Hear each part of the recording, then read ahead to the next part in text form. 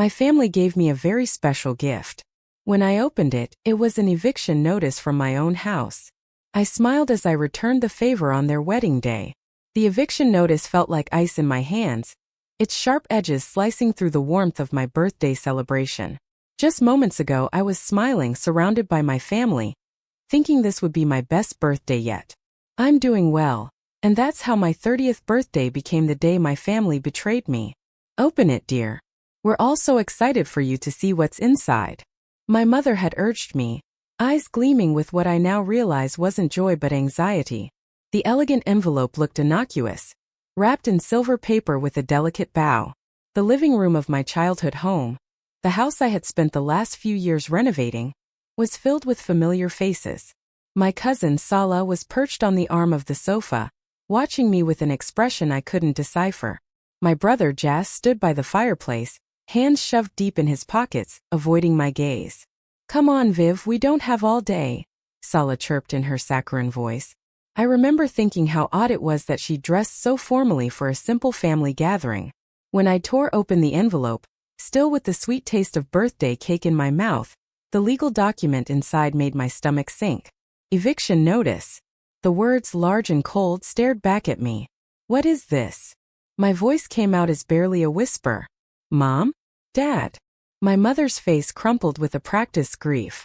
Honey, we've been trying to find the right time to tell you this. Tell me what?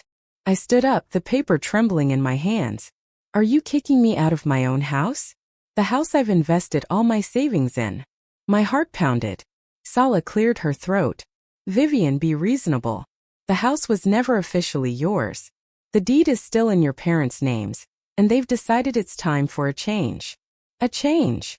I turned to face her. And what do you know about this? I'm just trying to help the family make the best financial decision, she said, smoothing her designer skirt. The real estate market is booming. The market? I laughed, but it sounded more like a sob. This is my home, not an investment property. My brother finally spoke. Viv, maybe we should talk about this in private. No. I slammed the paper down on the coffee table, making the cake plates rattle. I want answers. Now. Mom, Dad, why are you doing this? My father couldn't meet my eyes. There have been concerns about your ability to properly maintain the property. Sala has shown us some troubling documentation, he mumbled. Documentation? I felt like I was choking. What documentation? I've done nothing but improve this house. Look around. New hardwood floors, renovated kitchen, restored Victorian details. I did all that. With questionable contractors, Sala interjected smoothly. And there have been noise complaints from the neighbors. Unauthorized modifications. That's absolutely false. My voice cracked. I turned to Paisley, my best friend, who stood frozen in a corner. Paisley, tell them. You've been here through all the renovations. Paisley stepped forward, her face firm and defiant. Everything Vivian has done has been completely legal. I've seen all the permits with my own eyes. But my family's expressions didn't change. My mother reached out to take my hand. Honey, you have 30 days to. I jerked away from her touch. 30 days to leave my home?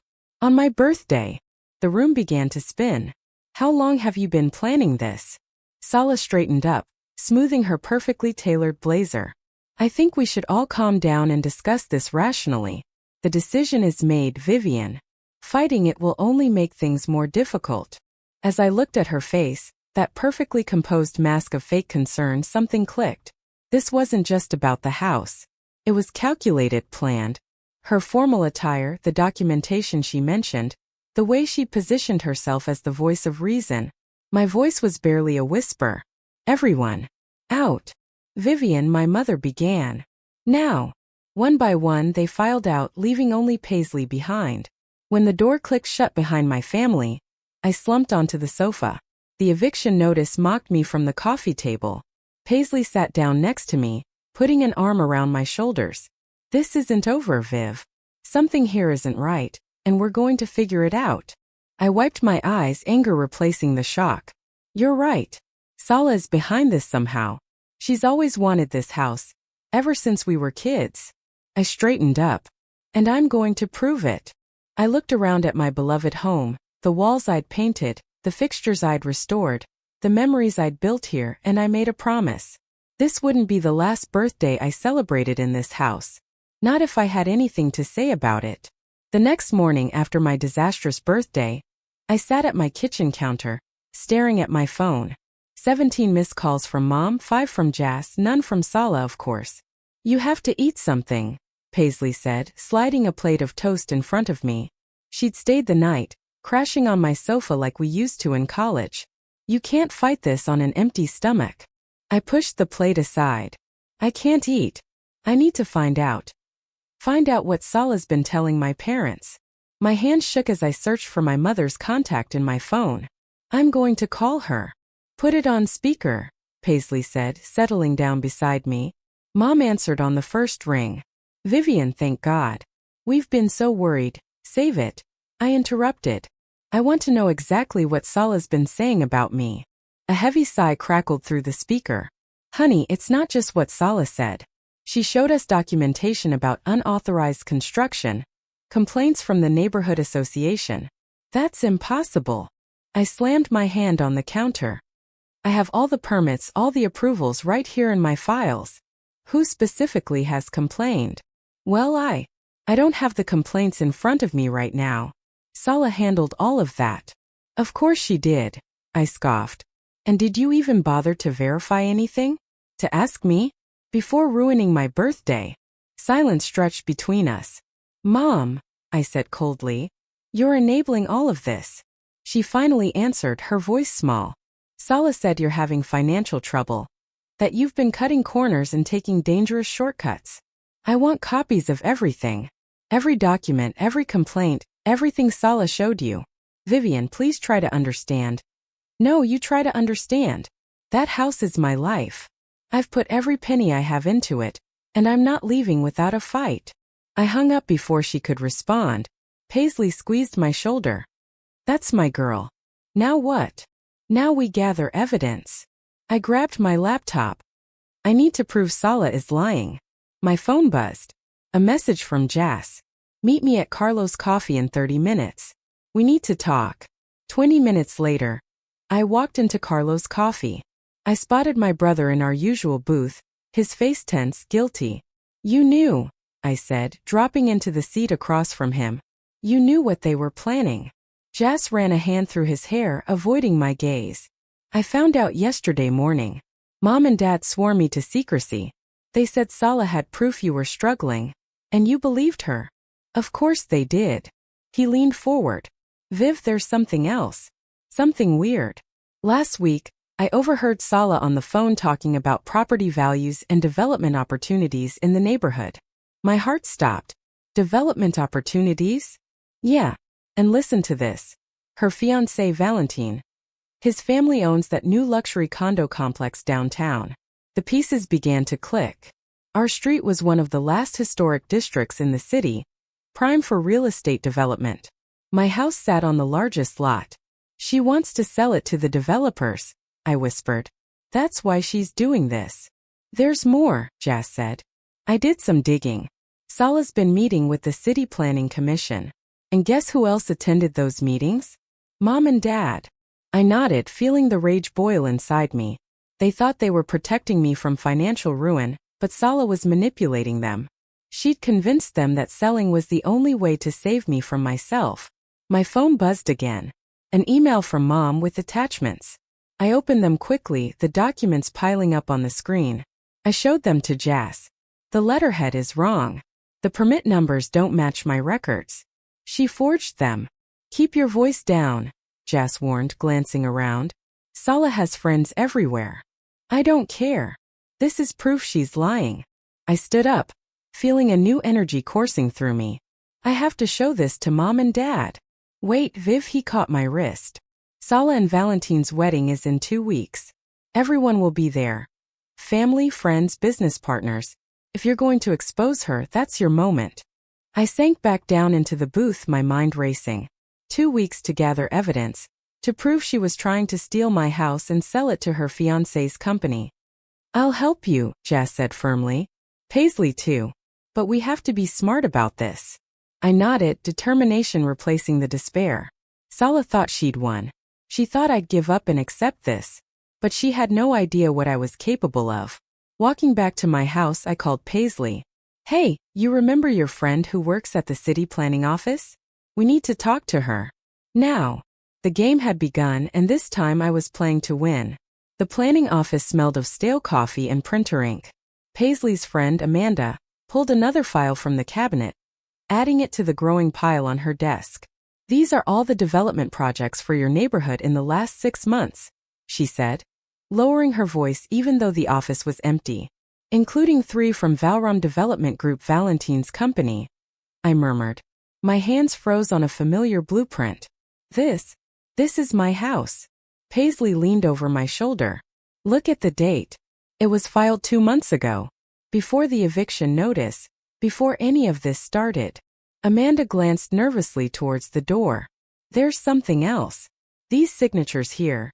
She pointed to the bottom of the document. They're your parents' names, authorizing a preliminary inspection. My stomach churned. They'd been planning this for months. Paisley grabbed my arm. Look who notarized it. The name jumped off the page. Markin Selton, Sala's father. Contempt burned inside me. I stopped as footsteps echoed in the hallway. Amanda quickly scooped up the files, shoving them back into the cabinet. I have copies on my desktop. I'll email them to you tonight, she whispered. We barely made it out of the office before someone walked in. Out in the parking lot, I leaned against my car trying to catch my breath. We have to talk to Valentine, Paisley said. Maybe he doesn't know what Sala is doing. He has to, I countered. He filed the proposals. My phone rang. It was Jas. Viv, you need to come to Mom and Dad's house. Now. What's wrong? Sala's here with a contractor talking about renovation plans. They're acting like they already own the place. I was already in my car. I'm on my way. 15 minutes later, I stormed into my parents' house. Sala's voice floated from the kitchen, smooth as honey. The entire street will benefit from the modernization. Property values will skyrocket. Over my dead body, I announced, making everyone jump. Sala recovered first, her smile not even faltering. Vivian. We were just discussing the future of the neighborhood. You mean your future? And your fiancé's. I slammed the development documents down on the kitchen table. When were you planning on telling everyone about Valram's plans? My mother's face paled. What's she talking about, Sala? Don't listen to her, Sala replied quickly. She's just upset about the eviction. Show them. I demanded. Show them the real reason you want my house. The contractor coughed uncomfortably. I should probably go. Stay, Sala ordered. Vivian is just making a scene as always. So emotional about everything. Emotional. I laughed, but my laughter sounded like venom. You forged documents, you lied to my parents, you tried to steal my house for your fiancé's project. Enough, my father shouted. Sala has only been trying to help us. Help us. I snatched up the documents and threw them in front of him. Look at the dates. Look at the signatures. She's been planning this for months. My mother took the papers with trembling hands. These aren't the documents you showed us, Sala. Because they're fake, I said, my voice hard. You want me to pull up the official copies from the planning office? For the first time, her composure cracked. You went to the official files and found everything. The fake complaints, the forged permits, the development plans. It's all there. The contractor stood up. Miss Selton, if there's some kind of legal issue. There's no issue, Sala's voice was tight. Everything is in order. My phone buzzed. An email from Amanda, with the promised documents. I held the phone up triumphantly. You want to see proof? Here it is. Sala's face hardened. You have no idea what you're doing, Vivian. You have no idea who you're messing with. I looked her straight in the eye. No, you have no idea who you're messing with. I turned to my parents. Check your emails. I'm sending you everything. Every lie, every manipulation, every secret meeting with Valram Development. My mother whispered. Sala, is this true? But Sala was already heading for the door, the contractor trailing behind her. At the threshold, she turned back to me. This isn't over, Vivian. Not by a long shot. When she was gone, silence filled the kitchen. My father looked down at the documents, his face grim. "We should have asked you," he finally said quietly. "We should have checked." "Yes," I said, gathering the papers. "You should have. But now you know the truth. The question is, what are you going to do about it?" I left them there, surrounded by the evidence of their misplaced trust. In my car I called Paisley. Phase 1 complete. Now we go after Valentine. Finding Valentine was easier than I expected. He was at his usual downtown cafe, having lunch with his sister, Lai. I smoothed my blazer and walked over to their table, Paisley right behind me. "Mind if we join you?" I didn't wait for an answer before sitting down. Valentine's fork clattered against his plate. "Vivian? What are you doing here?" I smiled. Funny story. I was at the city planning office and saw some very interesting documents about my house. Lai's eyes narrowed. "Your house? The Victorian one Sala's been talking about." "The same. The one your brother's company plans to demolish." I watched Valentine's face carefully. "Demolish?" Lai turned to her brother. "Val, what is she talking about?" Valentine wiped his mouth with a napkin. "This isn't the place." "It's exactly the place." I slid the development documents across the table. "Your company filed these 2 months ago. Before the eviction notice. Before all of Sala's lies." Lai snatched up the papers, her face darkening as she read them. You're planning to demolish the entire street? Replace it with condos?" "It's a sound business decision," Valentine defended. "The neighborhood is undervalued." "It's my home," I cut him off. "And Sala has manipulated my family to get it." "She said your parents were willing to sell," Valentine replied, but I noticed the hesitation in his voice. Paisley leaned forward. "They were willing because Sala showed them forged documents. She made them believe Vivian was neglecting the property. She lied to everyone." Lai pushed her plate away with a disgusted look. "This is why you're rushing the wedding, isn't it? To close this deal." Valentine sighed. "The timing is convenient." "Convenient?" I laughed bitterly. "You're destroying people's homes." "It requires sacrifices," Valentine began, but Lai cut him off. "No, this requires deceit. And I'm not going to be part of it." She stood up, gathering her things. "I'm withdrawing from the wedding party." "Lai, wait."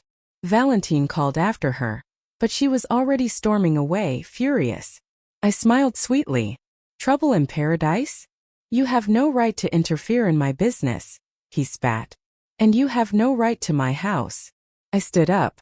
"By the way, I've sent copies of everything to the City Ethics Board. They're very interested in learning how Valram obtained those preliminary approvals."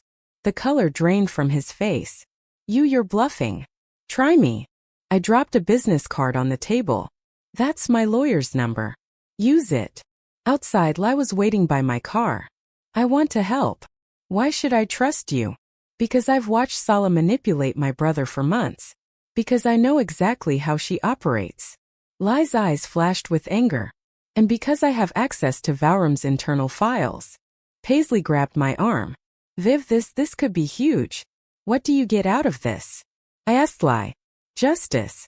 And the satisfaction of watching Sala's perfect plan collapse." She pulled out her phone. "Starting with these emails between her and my brother dated 6 months ago." I swiped through them. There it was, explicit conversations about pressuring my parents to sell, about expediting the development process. This is exactly what we need," Paisley whispered. "There's more," Lai said. "Board meetings, private conversations, financial agreements. I can get you everything." My phone buzzed. A message from Jas. "Mom and Dad want to talk. They've seen the proof." "Looks like the tide is turning," I told Lai. "But we have to move fast. The wedding is in 10 days." Lai smiled coldly.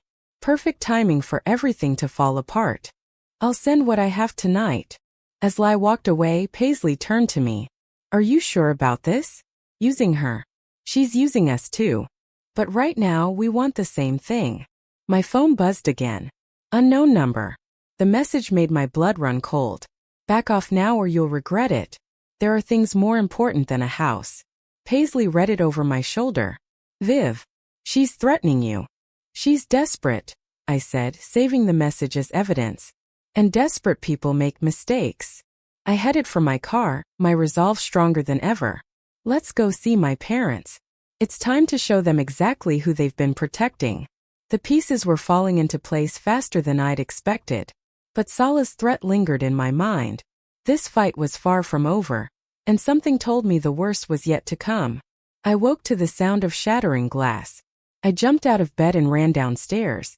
My front window was smashed. Among the broken shards lay a brick. There was a note wrapped around it. Last warning. My hands trembled as I called the police. While I waited, I texted Paisley and Jas. They arrived before the officers. This has gone too far, Jas said, examining the brick. You need to be careful, Viv. I'm not backing down now. I handed the note to the officer, taking my statement. This is connected to something bigger. I have documentation. Just file a restraining order. The officer looked bored. There's not much we can do without proof of who threw it. After they left, Paisley helped me board up the broken window. At least we have Lai's evidence, she said. The emails she sent last night are devastating. Speaking of, I pulled out my phone. 3 missed calls from Mom. I need to go see them. They've had time to process everything. I'm coming with you, Jas insisted. 20 minutes later, we were sitting in my parents' living room. Mom's eyes were red from crying. We've been such idiots, she whispered. All those documents Salah showed us. We wanted to believe she was helping us. The development plans, Dad added, his voice heavy. We had no idea they planned to demolish the entire street. We thought they were just renovating. Salah knew exactly which buttons to push, I said. She played on their concerns about me. Made them believe I was failing. She's been manipulating us for years, Jas added. Remember when she convinced Mom to give her grandma's jewelry instead of Vivian? Mom's face crumpled. She said you didn't want it. That you thought it was old-fashioned. I never said that. I swallowed hard. Just like I never made unauthorized modifications to the house. Never received complaints from the neighbors. We know that now, Dad said. We talked to everyone on the street. No one has complained. In fact, everyone loves what you've done with the house. My phone buzzed. A message from Lai. Emergency. Meet me at Riverside Park. Now. I stood up. I have to go. But before I left, I looked them in the eye. Are you with me on this? For real? We are. Mom straightened her shoulders. We'll do whatever it takes to fix this. At the park, Lai was pacing near the fountain, her face pale. Salah, she knows I helped you. She's threatening to reveal something from my past, to the Valram board. What thing? A mistake I made years ago. It could ruin my career. She ran her hands through her hair. I can't risk it. I walked over and grabbed her shoulders. Whatever it is, it can't be worse than what she's doing now. You don't understand. My entire life could fall apart. Then let it. The words came out harsher than I intended. Sometimes you have to lose everything to do what's right. Lai's eyes filled with tears. Easy for you to say. You're just fighting for a house. I'm fighting for justice. For the truth. For every person Salah has ever manipulated or hurt. Including you. My tone softened. Lai wiped her eyes. There's something else. I overheard Valentine on the phone. They're moving up the timeline. They want to close the deal right after the wedding. That's in a week, I said. Less. The rehearsal dinner is in 3 days. Lai straightened up. You're right. I can't let her win. Not again. My phone lit up with a message from an unknown number. Hope you like the brick. Next time it won't be your window. I showed it to Lai, her face hardening. She's losing control. Good, I smiled coldly. The more desperate she gets, the more mistakes she'll make. The rehearsal dinner. Lai murmured, suddenly understanding. All the investors will be there. The board members, the family, perfect timing to expose everything. But Salah will be expecting something, I said. She'll come prepared. I smiled grimly. Then we'll have to be even more prepared. I need every document, every email, every piece of evidence you can get. And I need them tonight. Lai nodded. You'll have them in 2 hours. As she walked away, my phone buzzed again. Paisley. Viv, you need to get home. Now. Someone's been in your house. I broke every speed limit getting back. Paisley and Jas were waiting outside. Inside, my breath caught. Every renovation I'd made, every wall I'd painted, every fixture I'd restored, had been photographed and marked with huge red X's. They're documenting everything they plan to destroy, Jas whispered. Paisley picked up a business card that had been left on the counter. Look who's handling the demolition. The name on the card made my blood boil. It belonged to Salah's uncle. They're keeping it all in the family, I said bitterly. How the hell did they get in? Mom called, Jas said. Salah borrowed her spare key this morning. Said she needed to take measurements for the wedding decorations, and Mom gave it to her. No. When Mom refused, Salah started crying, saying you were trying to ruin her big day. Mom felt guilty and told her where she keeps the extra key. I sank down onto the stairs, looking at the red X's all over my house. This was my grandmother's house. I learned to walk on these floors, had my first kiss by that window. And you're not going to lose it, Paisley said firmly. Tomorrow night we finish this. My phone buzzed with a message from Lai. Emergency. Salah changed the seating arrangements. You're no longer invited to the private meeting. Doesn't matter, I replied. We'll do it during the main dinner. More witnesses. I spent the rest of the day with Sarah, finalizing our strategy. By nightfall, everything was in place. That night, lying in bed, I heard footsteps on my porch. I grabbed my phone to call the police and crept to the window. But it was just my mother, leaving something by the door. I opened the door and found a small package with a note. Your grandmother wanted you to have this. I should have given it to you years ago. Love, Mom. Inside was my grandmother's antique locket. The same one Salah had claimed I didn't want. I opened it and found a tiny photograph of my grandmother, standing proudly in front of the house the day she bought it. My phone lit up with one last threat from Salah. Hope you're ready for tomorrow. Because I am. I touched the locket, then looked at the red X's marking my walls. Tomorrow everything would change. I would either save my home and expose Salah's scheme, or I would lose everything I'd fought for. But looking at my grandmother's proud smile in that old photograph, I knew one thing for sure. I wasn't going down without a fight. The rehearsal dinner couldn't come fast enough. The atmosphere was thick with nervous energy. Salah reigned at the main table, radiant in white. Valentine circulated, charming the investors. I sat between Paisley and Jas, my grandmother's locket cold against my skin, waiting for the right moment. Look who just arrived, Paisley whispered. Sarah, my lawyer, walked in with Lai. Right on time. For a brief instant, Salah's smile faltered, but she quickly recovered, rising to greet them. Lai, darling. I was worried you wouldn't come after our little disagreement. Wouldn't miss it for the world, Lai replied coolly. Then she turned to the guests. Have you all met Sarah Harding? She's fascinating. Specializes in real estate fraud. The room fell into a tense silence.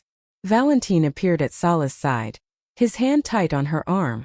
Perhaps we should begin the toasts? Wonderful idea. I stood up, raising my glass. I'd like to start. The color drained from Salah's face. That's not on the program. Oh, but I insist. I walked to the center of the room. After all, what kind of cousin would I be if I didn't congratulate you on your accomplishments? The room was completely silent, all eyes on me. Vivian, my mother whispered in warning. It's okay, Mom.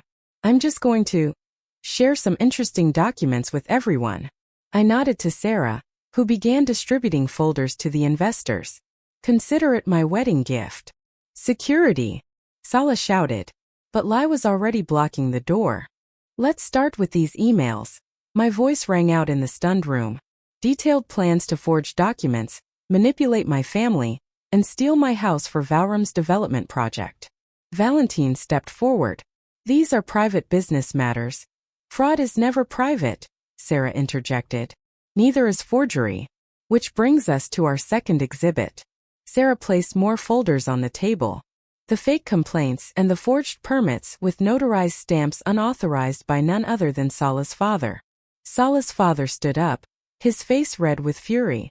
Just a moment. The ethics board is very interested in your involvement, Sarah added calmly. They'll be in touch soon. You're ruining everything. Salah shrieked, lunging for the folders. But Jas was quicker, already passing copies to the board members. How did you try to ruin my life? I asked her. The threats, the brick through my window, the break-in. Gasps rippled through the room. Valentine's sister stood up. The police have been notified about all of it. Val, do something. Sala pleaded. But Valentine was busy reading the documents, his expression darkening with every page. You told me her family agreed, Sala. That everything was legal. It was just business. Sala protested. A simple property acquisition. I pulled out my phone, playing the security camera recording Lai had given me. Sala's voice filled the room. After the rehearsal dinner, it won't matter. What were you planning? Valentine demanded. What was going to happen after the dinner? Sala's silence was damning. Her father was the one who broke it. The demolition is scheduled for midnight. They were going to destroy my home tonight. My voice cracked. While everyone celebrated your wedding. The room erupted into chaos. Investors stormed out. Board members huddled in corners murmuring. Family members argued loudly. In the middle of it all, Sala stood frozen, her perfect world crumbling. The development deal is off, Valentine announced. And the wedding too. But the deposits, the contracts. Sala's voice sounded tiny. They're void due to fraud, Sarah supplied with a smile. Just like the eviction notice. My mother walked slowly towards Sala. How could you do this to the fam? Because she never cared about family, I said quietly. Only power, control. Getting what she wants no matter who she hurts. Finally, Sala's facade completely broke. You think you've won. You've ruined everything I worked for. I touched my grandmother's locket. You did this to yourself. Every lie, every manipulation, every betrayal. That was all you. The police arrived then, asking questions, taking statements. I watched as Sala's carefully constructed facade crumbled completely. The house is yours, my father said, hugging me tightly. It always was. We forgot what family really means. Later, standing outside the restaurant, Paisley squeezed my hand. How does it feel? I looked up at the night sky, thinking of my grandmother's photograph. It feels like justice. Like home. My phone buzzed. One last message from Lai. Board meeting tomorrow. Valram pulling out of all developments in the neighborhood. You did it, Viv. Justice. Indeed. But as I watched Sala being escorted to a police car, tears streaking her mascara, I didn't feel joy in her destruction, only relief. My home, my family's legacy was safe. At last. The morning sun streamed through my newly repaired window as I sipped coffee on the porch. The newspaper headline caught my eye.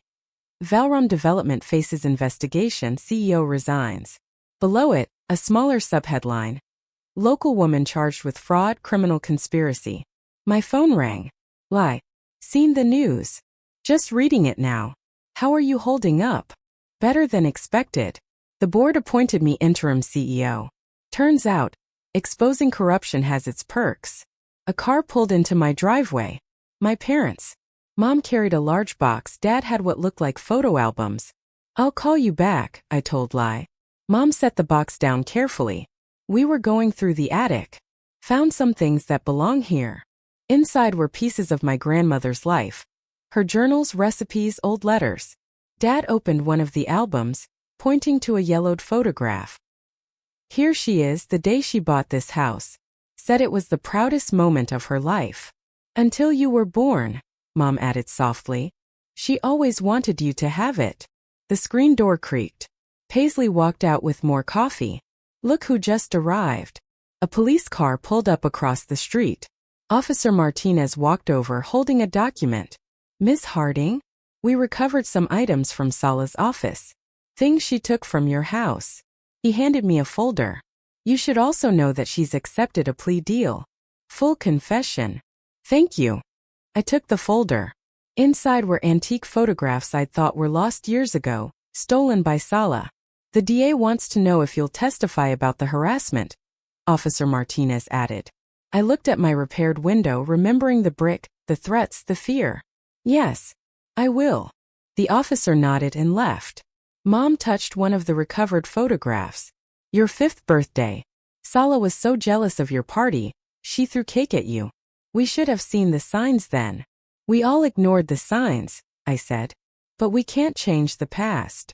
Jas's truck roared up the street. To my surprise, Valentine was in the passenger seat. They were hauling building supplies. Before you say anything, Jas called out. He volunteered. Valentine unloaded a can of paint. I owe you a lot. We all do. Let me help restore what I almost helped destroy. I studied him for a moment, then nodded. Start with the back porch. Needs new railings. The day unfolded like a sigh of relief. While Jas and Valentine worked on the repairs, Mom and I sorted through Grandma's belongings. Paisley organized a potluck in the garden. Even Lai stopped by, bringing corporate documents that showcase Valrum's new commitment to historic preservation. The board wants to establish a fund, she explained, to help homeowners restore historic homes instead of demolishing them. Karma works in mysterious ways, Paisley murmured. As dusk settled, neighbors gathered on my lawn, sharing food and memories. Mrs. Rodriguez, my next-door neighbor, brought her famous empanadas.